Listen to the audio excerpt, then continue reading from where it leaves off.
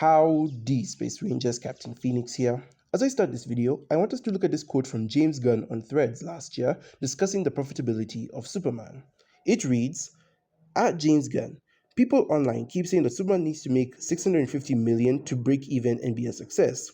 Is that true, or do you say it's already a success? Huge fan of the movie, by the way. James himself replies, absolutely false. Anyone saying that doesn't have an understanding of the film business, and we would be morons, not saying that word, to make a first in a franchise film that would need to make that much to be profitable.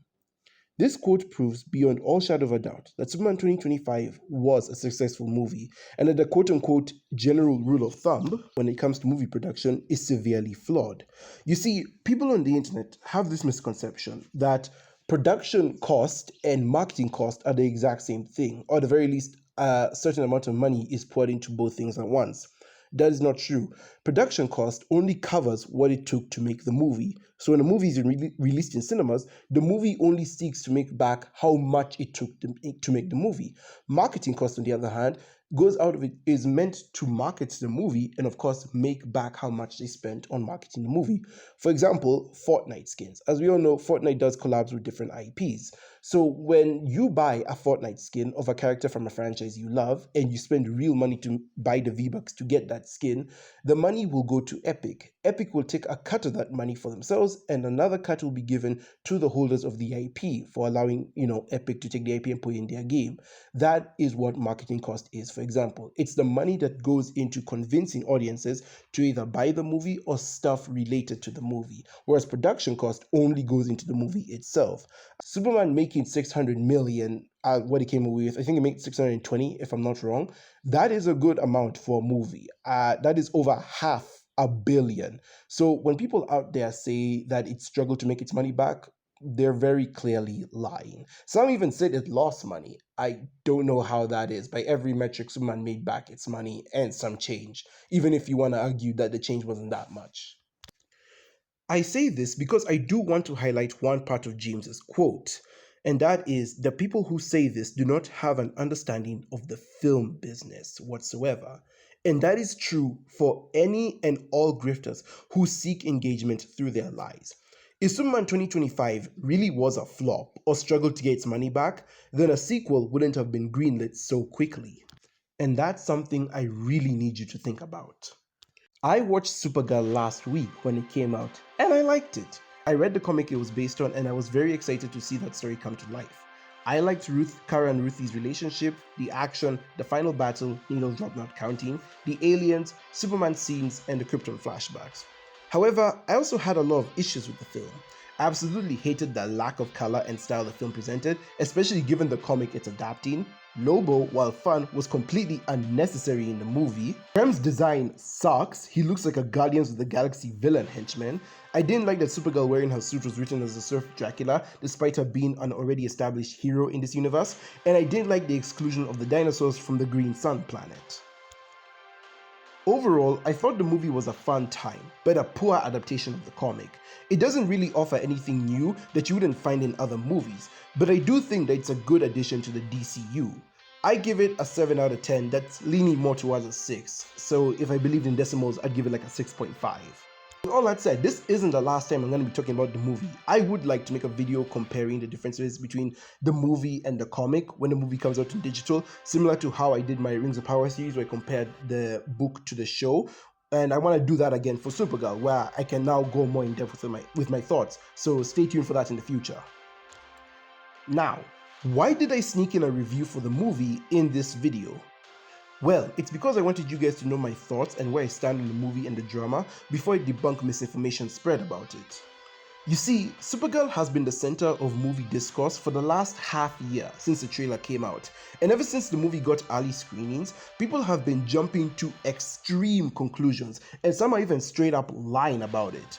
One of these assumptions that people have jumped to is that Supergirl has flopped. Now yes, it is true that Supergirl is currently underperforming at the box office, but immediately calling it a box office bomb or flop is being disingenuous as we are only in week 2 of the movie's release. We do not know what the final number will say. There have been movies that opened up to low numbers before, but were able to find their stride later on. Most notably, Pixar's Elemental, which opened up to low numbers first, but later found its audience in places like Korea, and the movie's prolonged stay in theaters eventually garnered it some profit. My advice would be, instead of Duma posting that the movie didn't make $1 billion on its first weekend, how about we exercise some patience? I would ask that you practice patience. The next thing people are freaking out about is the state of the DCU. A lot of people are worried that because of Supergirl's relatively low reception, James Gunn might be fired, the DCU might come to an early end, the artistic projects won't be valued anymore, and we won't get any more female-led projects. Now, I know that was a lot of stuff I threw at you, and it is. That's because the internet is run by anxious, impatient, and attention-starved people, and I guess short-term memory loss people as well, and all of these worries can be put aside by a simple answer.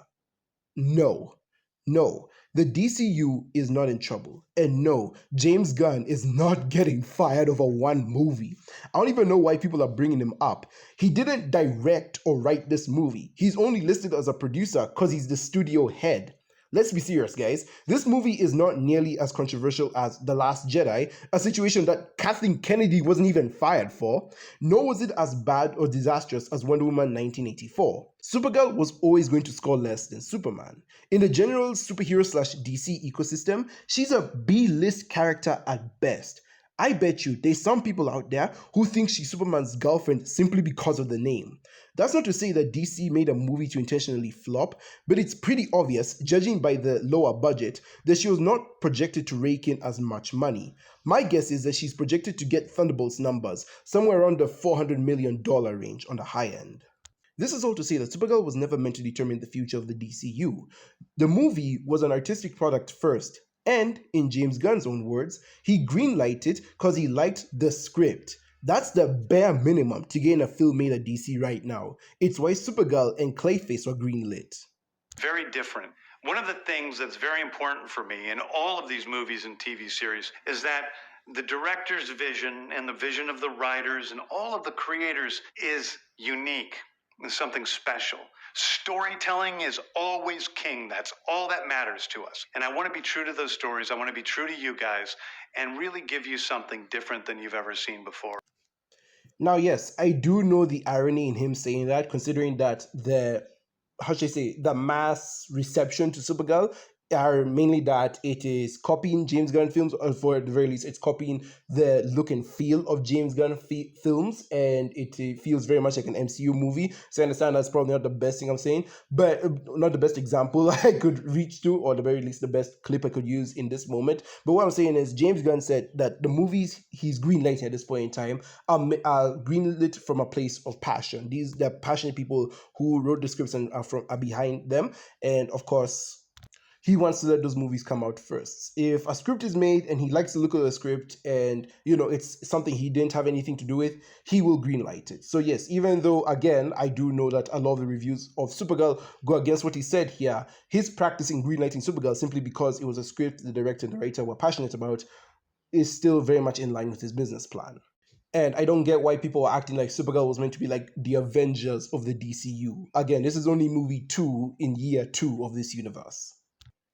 And do you want to know another reason why I say the DCU isn't in trouble? It's because we're still getting projects from it. Projects that will more or less have motion.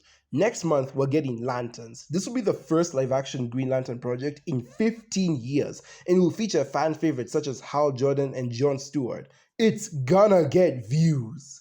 Later in the year, we're getting Clayface, a relatively low-budget horror film. This one is almost guaranteed to make money as A, this has been a really good year for horror movies, judging from the success of projects like Backrooms, Obsession, and Iron Lung, and B, with it being low budget and based on a character not as popular as the others, there wouldn't be as much riding on its success. And honestly, part of me is excited for Clayface to come out as it is going to be an R-rated horror movie. That's about as far from a typical James Gunn movie as you can get. For one, not only was the last James Gunn directed horror movie like 20 years ago, Slither came out 20 years ago, but on top of that, was that older? I think, no, Slither was 16 years ago. Yeah, Slither came out like 20 years ago. So not only is this have nothing to do with the last James Gunn horror movie that he directed. But Clayface is also more or less inspired slash based on 2 episodes of the 90s Batman animated show. And again, it's being directed, written by people who are not James Gunn. So even if you want to say, oh, Supergirl, felt very much like a James Gunn film, it was inspired by his stuff, that's why he greenlighted it. I really want to see you try and make that same argument for Clayface. I really dare you to try and do that.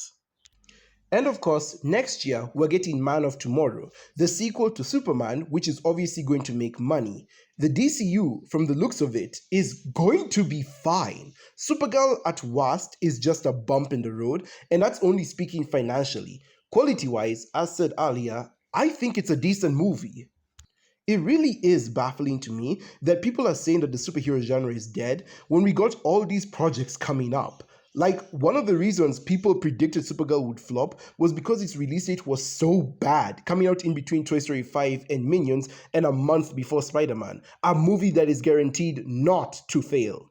And yes, while it does suck that Supergirl might be the only female-led movie to not do well, I don't think this will be the last time we see a female superhero dominate the silver screen. It's definitely going to take a while now, but I wouldn't say anything is final. Like, come on, we're still gonna get a Wonder Woman movie. It would be insane if we don't. Speaking of women, let's talk about the sexist pricks in the community. There are certain people out there who pretend that they do want and like female superhero movies, and it's only Hollywood that treats them badly. Go drink. But there are some others who just go full mask off. The thing about this image that pisses me off the most is that it clearly cherry-picked female superhero movies and threw them up here with no rhyme or reason at all. I could just as easily find my own superhero movies with dominant women casts that were received well. Like, it's funny to me how he picked Wonder Woman 2, but not Wonder Woman 1. Gee, I wonder why. Maybe it's because both critics and audiences love that movie. Or Captain Marvel. And I know what one of you is going to say. Look at the audience score. Well, that Twitter nut job didn't include the audience score. He only included the critic scores. And what is this here, huh? Or hell, what about Black Widow? A movie that's been said time and time again to be an unnecessary prequel. Look how much everyone freaking loved this movie. And you know what? For craps and giggles, let's include just a couple of others just to fully debunk this point into the ground. Black Panther Wakanda Forever, 84% on the critic side, 93% on the audience side. And Birds of Prey, the freaking Harley Quinn light deluxe movie, 79% from the critics and 78% from the audiences. Doesn't look like it was received poorly to me. Supergirl didn't fail because she was a woman. For frick's sake, the damn movie was greenlit partially because her comic was so good and popular. Don't listen to what liars like the Critical Drinker say. In short, Supergirl is a fucking disaster.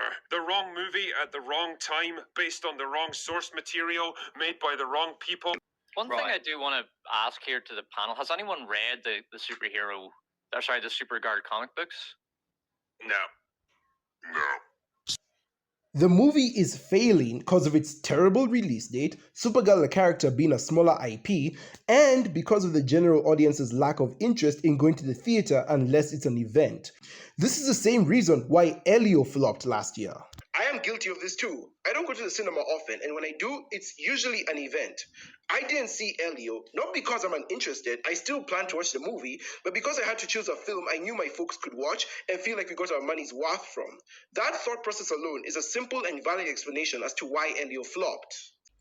There are also people who are so determined to be sexist that they straight up lie about the movie to do so, such as Kinoflex, a certified drinker meat rider. It got to such a point that some of them were demanding their fans to go see Supergirl to simply spite the other side. I am looking forward to it, and I hope it does well. Please go out and support it. Please go out and support it. Go out and support your boy, okay? You go out and watch the movie, and you're supporting what your boy likes, and making me happy, okay? So, I guess it's wrong for someone to be excited about a movie? Would this be any different if you was asking people to go watch a Batman movie? I'm very confused on what the point is here. I do not see a creator demanding his audience to go support something he likes. This is very clearly a fan of something that was being shown to him and encouraging his fans, who would most likely also be fans of that something, to go out and support it and watch it. because he thinks they will like it. You know, like a reviewer does. Very little thought into this project in both the short term and long term, with how much of a complete mess it is. The film follows Kara and Crypto celebrating her birthday, which she uses as an excuse to go from planet to planet bar hopping like a sorority girl with zero responsibilities or obligations towards her role as a hero on Earth. My first major gripe right out the gate is that the characterization of Kara is a complete betrayal of the character. How is this a betrayal of Kara's characterization? She literally does the exact same thing in the book. She takes time off Earth to go get drunk and celebrate her birthday. If anything, the movie actually improves on her character a bit, since at this point in time, Kara isn't fully loyal to Earth, so she wouldn't feel as much responsibility over it as Superman would.